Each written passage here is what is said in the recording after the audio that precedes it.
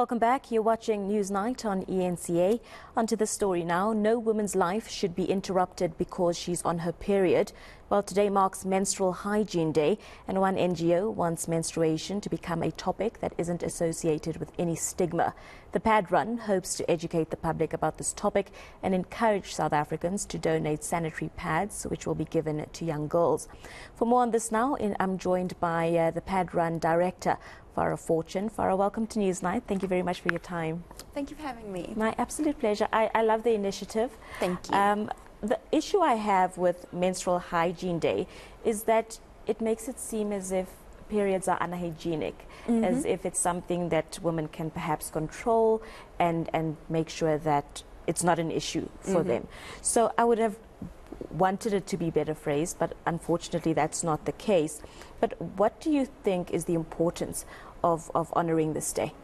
The importance of honouring a day like this is very much to highlight it, and not just the awareness around menstrual products, but the actual hygiene around it, and the fact that we need clean running water to be able to keep our hands clean when using menstrual products, but also just the fact that it's a right. Having hygiene around your menstruation is a bodily right, and also just how much it doesn't just affect sanitation, but also just your mental health. If you don't feel clean, you know, it's a horrible feeling, especially when you're on your period, because you constantly want to shower or clean or wipe. So to not have access to clean running water, it really messes with your mental health. So it's to highlight all of these factors around Menstrual Hygiene Day. And that's very true. It's not just about giving girls sanitary pads, although that's a very important point, because so many girls miss out on school and education because they don't have those products.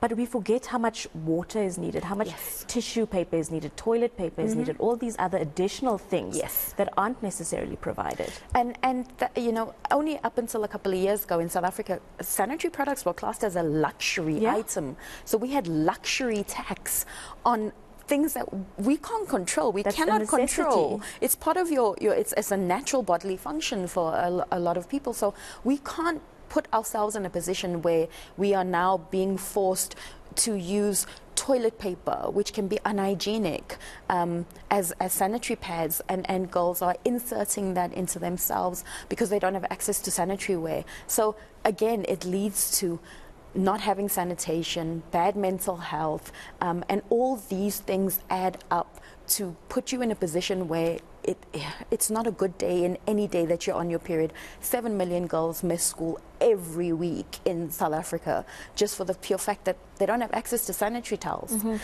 So we need to change that. Definitely, and not even talking about the point of the physical pain that women go through. I mean, pain medications are needed, and these things are extremely expensive. And the thing is, we shouldn't actually be in pain. Menstrual health, we need to be aware of the fact that being on your period means that you shouldn't actually be in pain. So we should have access to doctors who should be able to tell us why we are going through this pain. There's actually something wrong. You should have that checked out. We shouldn't actually be in the pain that we're in. So again, it's that medical cost we don't have to check that we're okay. It's the cost we have of sanitary products that we don't have, so we can't buy them. So we have young girls in rural areas that are taking cow dung and taking old pillowcases and putting the cow dung into the pillowcases and sewing around it and actually using that. And that's, can you imagine the infections that are caused that go up into your womb? And then these girls may want children later on in life, and then because of these infections that are in their uterus, they're not able to do that either. And then it's just a toxic cycle because they don't have access to medication and to doctors. It's a conversation that we can continue on and on about, but you've also co-authored a book. Tell us about it. So I've co-authored this book. It was an idea that I had just... You know, we go out there and we see girls as young as 11 that come to us that they know they need the pads because their periods are either coming or because they know that they're not going to get access to it if they don't get it from us. But they also don't have anyone to tell them what's going on with their bodies. They just wake up one day and they have menstruation, and there it is. And it is also a leading cause of why we have such a huge number of teenage pregnancies in the country, lack of information. So I co-authored this book. It's called Tiddy Talks Periods. It was co-authored with a pediatric doctor as well as a teacher, and we got together because we really wanted to kids and parents to have this conversation with less stigma around it. A lot of kids have this conversation with their parents, and you know, they just shoved with a pad in their face and say, this is how you use it, there you go. They're not told what's happening to them. So at the back of the book, we actually have a how-to guide for parents that goes step by step through the actual book of, you know, how do we talk about it? Let's discuss each page. Let's discuss what's happening. There's a boy in the book as well. We wanted to make it relevant because with the pad run, we actually do boys and girls workshops on menstruation, because we're trying to kill that stigma around menstruation, especially with young boys. They don't understand it. They make fun of girls. Girls stay out of school because they don't want to be made fun of. They also don't have access to sanitary pads. And sometimes when, you know, NPOs that do donate to the schools, the teachers are locking them up in the cupboard. Now you've got to go and ask the teacher, can I have this in front of the class? It's embarrassing.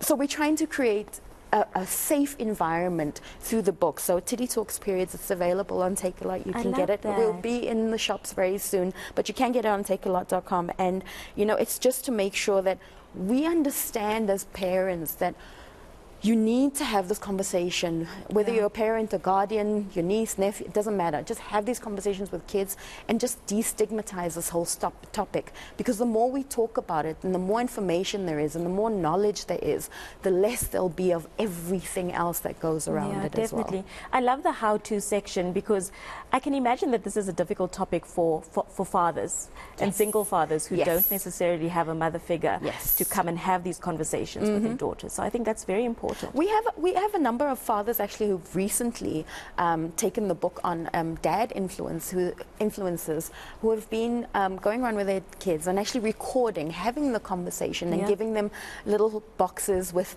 you know, pads in them and painkillers and everything that you'll need during that time. And we love that they're using the book to be able to have this conversation with their daughters. It's a reference point, because if you go into a bookstore, there's not a lot of these kind of books, and there's so many topics that are so taboo amongst culturally or religiously, especially in South Africa. And we don't want to be in a position where we're constantly having to hide these kind of topics, because when you do that, this is why we create these environments where we have so much teenage pregnancy in the country, because some of these girls don't understand that the minute you get your period, you are in a position where you can fall pregnant. And unfortunately, that's where we are letting our kids down. And education is vital. Very important. Just lastly, and in closing, you guys have these events where you hand over sanitary towels and things to different girls, and you also have workshops and so forth. If someone's watching and they want to get involved, they want to assist, how do they get involved? You can just look us up on social media. We are the Pad Run, Instagram, Facebook, Twitter. DM us, get in touch with us. We love donations in any form.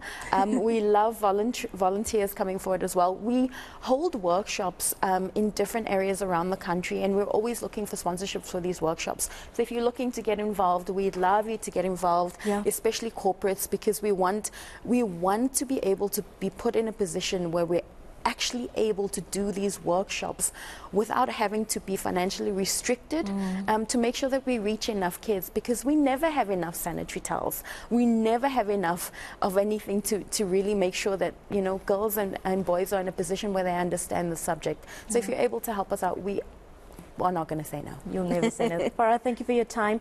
Thank you for all of the amazing work that you're doing with your foundation and the book.